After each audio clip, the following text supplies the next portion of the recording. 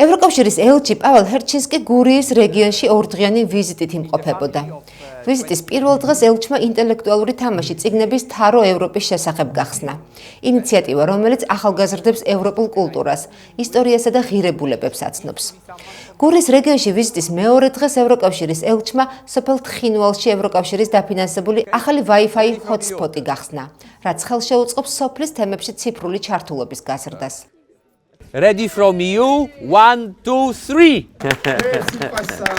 ელჩი ასევე შეხვდა ადგილობრივ ჟურნალისტებსა და მედიის წარმომადგენლებს, სადაც ორივე მხარემ ხაზი გაუსვა ევროკავშირსა და ქართველ ხალხს შორის მჭიდრო პარტნიორობას. ელჩი ასევე შეხვდა სტუდენტურ ახალგაზრდულ საბჭოს და სამოქალაქო საზოგადოების წარმომადგენლებს.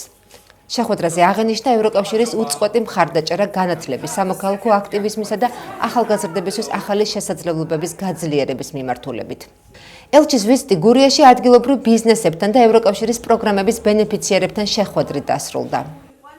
Before coming to Guria, I heard a lot of stories about გურიაში ჩამოსვლამდე ბევრი მსმენოდა ამ რეგიონის სილამაზის შესახებ. ვიცი რომ გაქვთ საოცარი მთები და სხვა, მაგრამ ყველაზე დიდი შთაბეჭდილება მოახდინეს თვითონ გურულებმა, რომლებთან ურთიერთობითაც გულწრფელად ვისიამოვნე.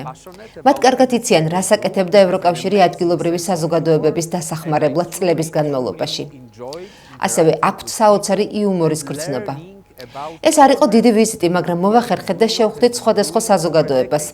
საინტერესო შეხვედრები ჰქონდა სამოქალაქო ორგანიზაციებთან, ადგილობრივ ბიზნეს ორგანიზაციებთან, ახალგაზრდებთან, მედიასთან.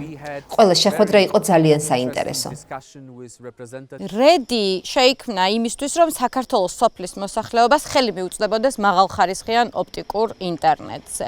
ამას გარდა რედის მიზანია შექმნა სივრცეები, სადაც სხვადასხვა სოფლების მოსახლეობას ექნება მიწვდომადობა დიჯიტალურ ტექნოლოგიებზე, ციფრულ ტექნოლოგიებზე.